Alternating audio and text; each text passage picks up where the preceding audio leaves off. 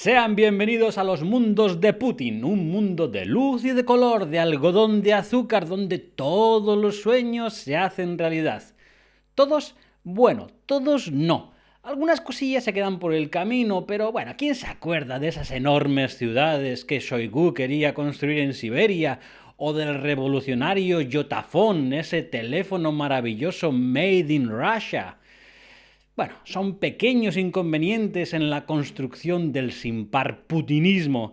¿Qué proyectos faraónicos se fueron por el retrete? ¿Qué sueños megalómanos se quedaron sin cumplir? Lo vemos todo en el siguiente vídeo.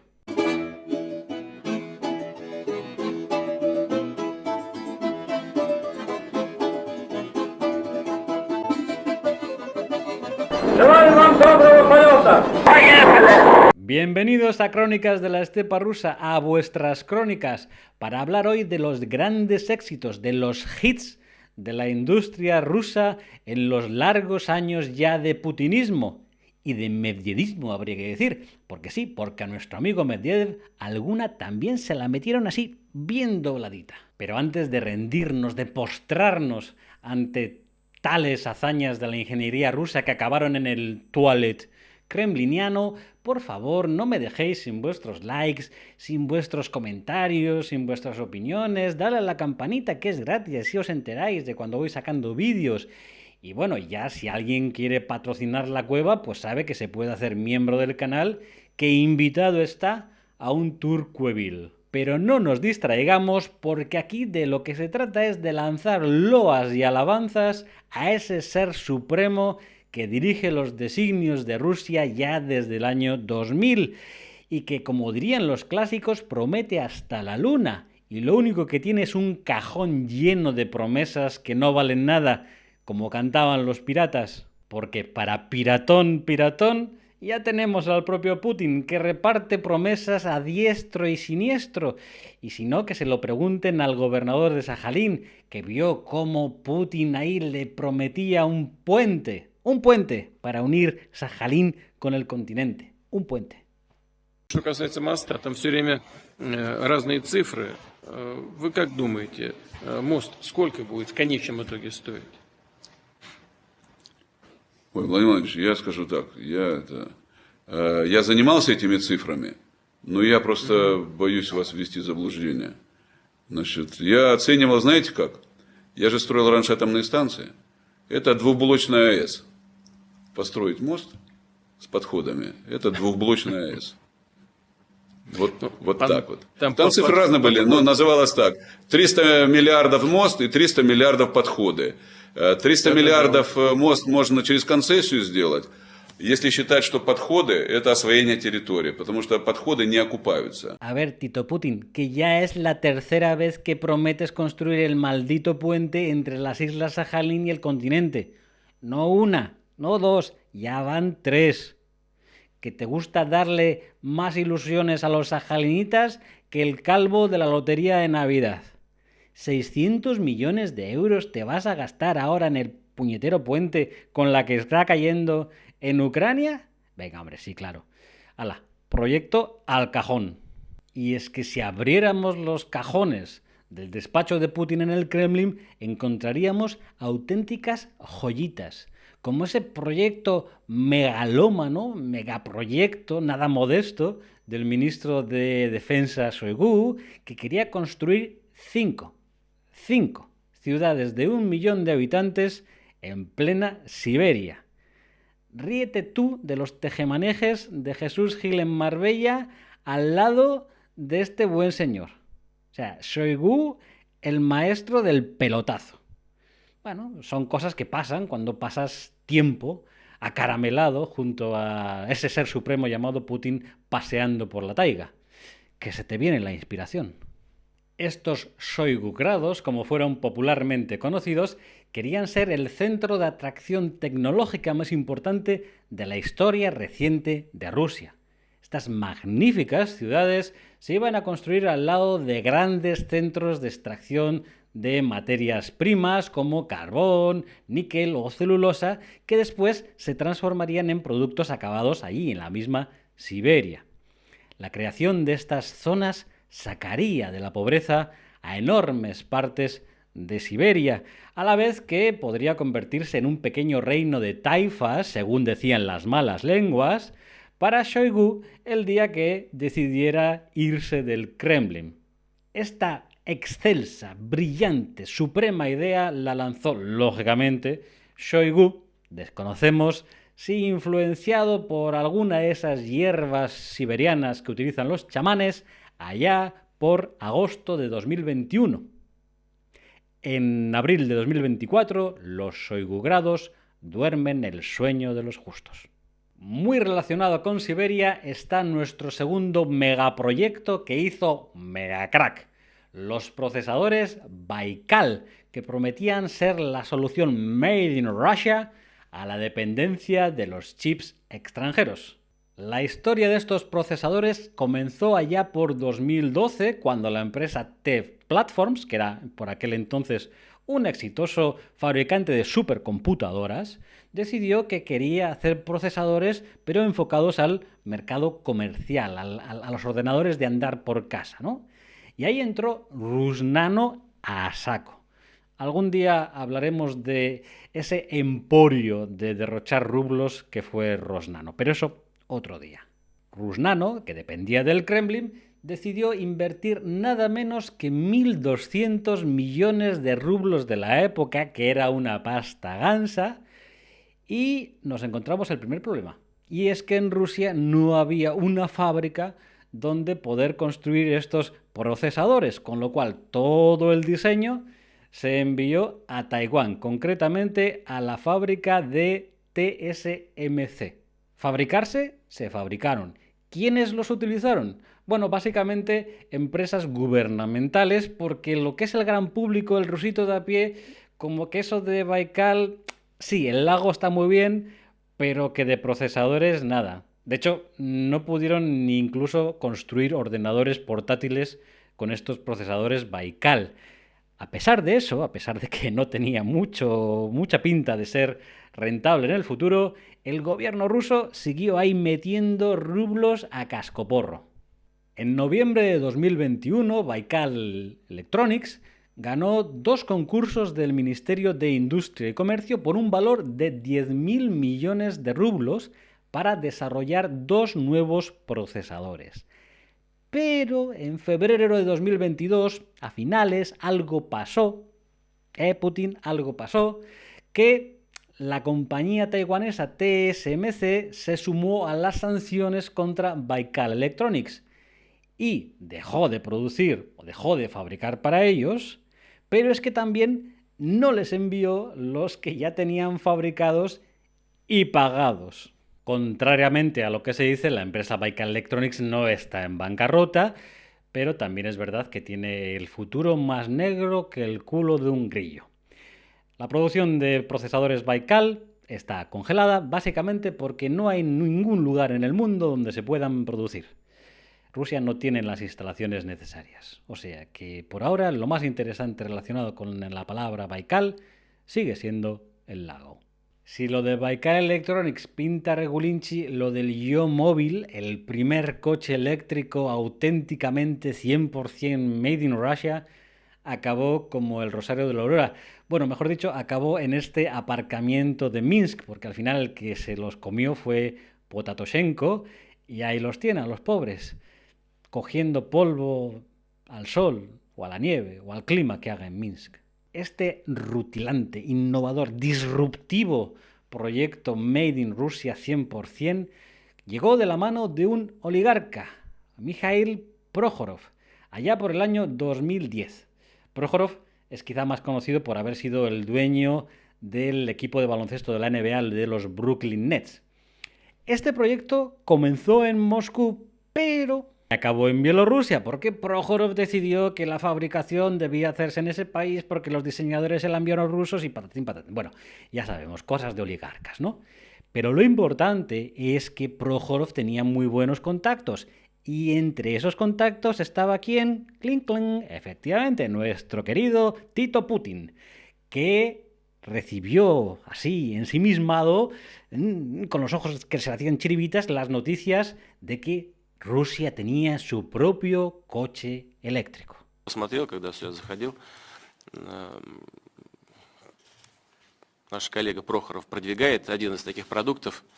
Как вы его назвали? Йомобиль? Йомобиль. Ну, название, конечно, да, непонятно, откуда вы его взяли. Нет, может быть, даже и неплохо. Но, во всяком случае, внимание привлекает.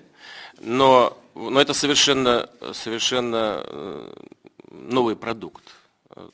Совсем новый, технологически новый.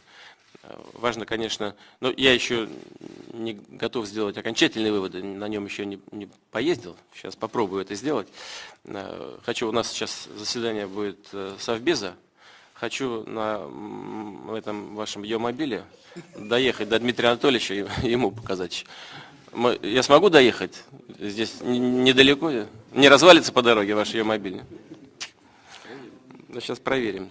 Но во всяком случае, вот стремиться нужно к таким продуктам, к новым, абсолютно к новым идеям y que их реализации. Putin, que en aquel momento era primer ministro, estaba medio de presidente, estaba tan emocionado que, igual que lo hemos oído en el vídeo, cogió y probó el coche, que bueno, digamos que el coche de los Picapiedra tenía más tecnología. El maravilloso automóvil que probó Putin llevaba un motor de moto de nieve. Sí, moto de nieve, y por lo que cuentan, la suspensión la calificaron de primitiva. Pero bueno, aquí tenemos a Putin regocijándose conduciendo esta maravilla tecnológica rusa. Finalmente, en 2014, el proyecto se dio por finiquitado y recibió su calambrazo final. Se vendió todo al Instituto Científico de Automoción y Tractores por la simbólica cifra de €1. Y por ese dinero dijeron, mejor ni moverlos. Y ahí se quedaron, cogiendo polvo en ese aparcamiento de Minsk, pero no sin antes tener su venganza final. Porque uno de estos coches le cayó a Zhirinovsky en forma de regalo, envenenado, diría yo. El ya fallecido líder del LDPR pudo disfrutar de esta delicatessen de la conducción, solo apta para paladares exquisitos, pero solo durante 500 kilómetros. El coche decidió que tener ese dueño era demasiado para el cuerpo, para la carrocería, y decidió que no quería volver a arrancar. Владимир Жириновский жалуется. Проехал всего-то 500 с лишним километров, а потом подаренный Прохоровым Йомобиль уснул и больше не проснулся. Весь багажник – это огромный аккумулятор. Но он не принимает энергию. Мы подключаем к сети розетка. Вон, видите, там розетка, шнур. Он не принимает. Починить машину нереально. Йомобилей и запчасти к нему уже давно не производят. Да и всего таких машин было выпущено 3 штуки. Но Владимир Вольфович и сам в состоянии провести диагностику. Машина потеряла сознание. Нужно поставить диагноз. Инсульт, инфаркт или паралич. Давайте вот так. Паралич всех систем автомобиля. Впрочем, последняя попытка спасти больного все-таки была. Вот видите, вот, щелчок, вот смотри. Все. Он должен заработать. То есть нету энергии. Вот сигнал. Ничего. Жириновский уверяет, виноват тот, кто дарил, то есть Прохоров. И если не будут приняты меры по восстановлению машины, лидер ЛДПР пожалуется во всевозможные инстанции. Я к МЧС обращаюсь, к министру МЧС, пусть он помогает. Я обращаюсь к министру обороны. Может, в ФСБ обратиться?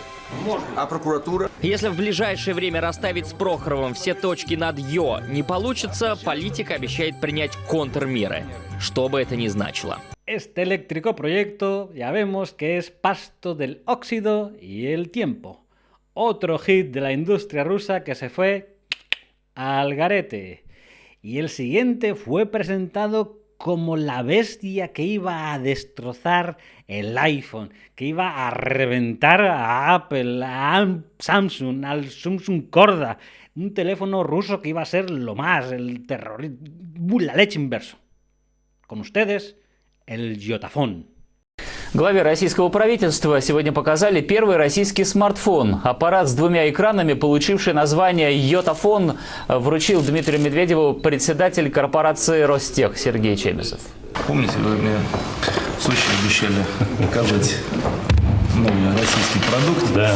Не скрою, Я как-то даже, может, и не придал этому значения особого, но с тех пор на меня просто обрушилось большое количество обращений. Говорит, где этот самый российский смартфон? Как я понимаю, вы его сделали. Это первый у нас смартфон российский, который мы создали. Это стопроцентно российское изобретение.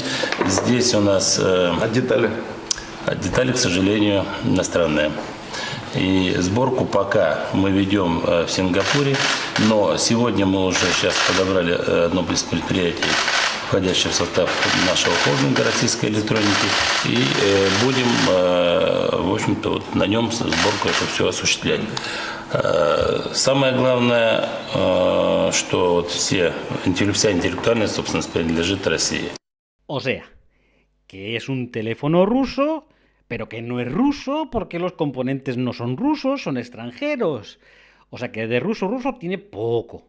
Pero bueno, lo importante es el concepto, Carmiña, el concepto. Y de concepto los rusos van sobrados. Este vídeo que acabamos de ver es del año 2010 y finalmente este destroza iPhones salió al mercado en diciembre de 2013 al precio de 19.990 rublos, lo que al cambio por aquella época eran unos 499 euros, que era un dinerillo para la época, ¿eh? Y al año siguiente, en diciembre de 2014, sacaron el Yotaphone 2, más caro todavía. Costaba 39.990 rublos.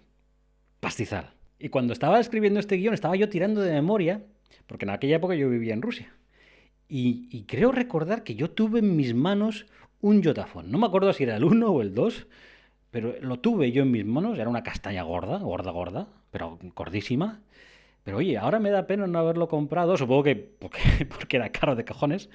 Pero bueno, si lo hubiera comprado ahora ya me veía yo yendo a la tienda de los empeños, a esa del no sé, Rick parece falso, y lo podía ahí empeñar por una pasta gansa, ¿eh? Me podía hacer más millonario que los que invirtieron en bitcoins. Pregunto, ¿alguno de vosotros ha tenido en sus manos, ha palpado, ha utilizado, ha tenido la valentía de mandar un SMS, no había WhatsApp por la época, a través de esta máquina tecnológica insuperable? Si hay alguno, que lo diga en los comentarios, porque los rusos en general pues como que pasaron bastante del Yotaphone. No se puede decir que fuera un gran éxito de ventas, y a nuestro amigo Medvedev pues que se la metieron raca hasta la bola, ¿no? Si hacemos caso a la empresa que los fabricaba, se vendieron unos cuantos miles de terminales, pero también si vamos a fuentes independientes que controlaban el número de ventas de teléfonos, pues según estas fuentes alternativas apenas se vendieron unas centenas de Yotaphones. Bueno, el hecho es que esta empresa fue declarada en quiebra en las Islas Caimán. Sí, Yotaphone, no sabemos cómo, la empresa matriz acabó en las Islas Caimán. Huele fatal eso, ¿no? Y en el 2019 el Tribunal Supremo de estas queridas islas caribeñas decidió declararlo en quiebra. O sea, que otro sueño húmedo putiniano y medvediano, o medvediano, como se diga, que se fue a pastar. El siguiente proyecto se lo metieron así, doblado al mismísimo Putin, y además el que se lo metió el que por aquel entonces era un amiguísimo, Anatoly Chubais, que actualmente es un enemiguísimo, porque se fue, en cuanto empezó la guerra, se fue del país. Bueno, Anatoly Chubais le presentó en su despacho a Putin a la enésima maravilla de la tecnología rusa, un dispositivo que iba a hacer que las espaldas de los escolares rusos no crujieran nunca más por el peso de las mochilas. La tablet para escolares rusos. Уникальный планшетный компьютер представил на встрече с премьер-министром России Владимиром Путиным глава Роснана Анатолий Чубайс. В отличие от западных аналогов, новое электронное устройство сделано не на кремниевой основе, а на базе специального пластика. По мнению Чубайса, такой компьютер способен облегчить жизнь российским школьникам. Сегодня мы поняли, что этот технологический продукт, компьютер без кремния, может иметь применения в сфере образовательной. И то, что мы подготовили сейчас, это, собственно, вот есть компьютер, который используется для обучения школьников. Сегодня в него закачан полный комплект учебников по всем дисциплинам для 6 класса. Причем это не просто комплект учебников, они адаптированы для компьютера с гиперссылками, как положено. И при поддержке Минобразования мы с 1 сентября 1000 таких образцов будем обкатывать в нескольких регионах страны. Как я удачно нажал. А что нашли? Как на масляной неделе со стола блины летели. Ну, попали прямо вот. Видимо, это литература, я понимаю. Да, это так она и есть, точно. Сколько он будет стоить? Сейчас пока ориентируемся на цену 12 000 рублей на старте. Но главное для нас то, что если эксперимент удастся, а он займет год, и если нам в результате года Минобразование подтвердит, что это работоспособно, то мы выходим на очень крупную серию. То есть, если это пойдет в серию, то цена может быть значительно ниже? Да, конечно, конечно. Plasticurri made in Kremlin. Lo más de la tecnología rusa de aquel momento. Tan magno acontecimiento ocurrió el 19 de agosto de 2011 e iba a terminar con esas pesadas cargas que transportaban los pequeños rusos dirección a la escuela. Y lo único que hizo pesado fueron los bolsillos de Anatoly Chubais, porque bueno, el dinero fue un desmadre. Primero se compró una empresa irlandesa, Plastic Logic, y se gastaron por ella 7.100 millones de rublos. Esa empresa luego pasó a Luxemburgo, y de Luxemburgo ya aparecen ahí en Rusia ciertas filiales extrañas, ¿no? Bueno, total, que en 2014, o sea, 3 años después de la presentación a Putin, la Cámara de Cuentas rusa, tras una auditoría de Rusnano, pues admitió que la fábrica de Selenograd, donde se iba a fabricar esta tableta, pues que nunca se construyó y que tampoco se habían adquirido las tecnologías necesarias para fabricar esta tableta salvadora de espaldas. En 2015, después de este demoledor informe de la Cámara de Cuentas, el propio Chubais, en una entrevista a TASS, dijo que el proyecto había fracasado. Leo textual. Sí, no pudimos fabricar una tableta con un precio competitivo para las escuelas. Pero no damos por cerrado el proyecto, ya que otras aplicaciones son posibles y se sigue trabajando en ellas. Esto debía de ser un eufemismo para eso de voy a seguir trincando hasta que se me revienten los bolsillos. Porque a finales de 2022, o sea, 7 años después de el proyecto ha fracasado, la empresa Plastic Logic vivía, ¿no? Seguía ahí en el mundo, ¿no? Y tenía unas pérdidas netas de 702,4 millones de rublos. Finalmente, este año 2004, en febrero de 2024, pues decidieron que ya era suficiente y la declararon en quiebra. Cuando comenzó la guerra, Chubais fue de los primeros que salió del país, dirección Israel, donde me imagino que pues, apretado no vivirá, pues porque es un señor que tiene pinta de haber trincado todo lo trincable y más, ¿no? Pero bueno, lo importante, que la tableta de los niños a la basura, que los pobres críos rusos seguirán partiéndose el lomo camino de sus lecciones de historia y patriotismo ruso. Pobre Putin, con la ilusión que le hacía. La lista de grandes hits rusos tecnológicos que pasaron a mejor vida es casi interminable, pero en algún momento hay que poner fin a este vídeo, que si no me hago muy pesado, y quiero hacerlo a lo grande, con un hito pocas veces superado en la historia de la humanidad. La línea férrea Kuragino-Kisil en Siberia. Fijaos en esta imagen. Es el propio Vladimir Vladimirovich Putin de cuerpo presente, dándole al mazo ahí con energía en diciembre de 2011. Se ponía en marcha la construcción de esta línea férrea entre Kuragino y Kisil en Siberia, que tendría una longitud de 410 kilómetros. La foto es no sé, como un cuadro de Velázquez, de Tintoretto, de Tiziano, ¿no? De los grandes clásicos. Vamos a fijarnos un poquito en detalle. Ahí está Putin, concentrado, clavando la primera estaca simbólica de oro, en una traviesa. Está el de azul pensando que no falle, el de atrás de negro en pleno éxtasis, que ríete tú del éxtasis de Santa Teresa, el de rojo de la izquierda mirando ahí como con curiosidad, ¿no? Realmente es una composición digna de estar en un pasillo del Museo del Prado. Le damos a la máquina del tiempo, nos vamos a la actualidad y ¡tachán! Esto es lo que hay 13 años después de que Putin pusiera la primera traviesa de tren. La nada más absoluta. Apenas se construyeron unos metros y así seguirá. El 26 de marzo de 2021 el gobierno de la Federación Rusa ordenó el aplazamiento de la construcción de esta línea férrea por otros 5 años. O sea, que si eres un adepto al putinismo irredente, tendrás la confianza de que se construya a partir del 2026.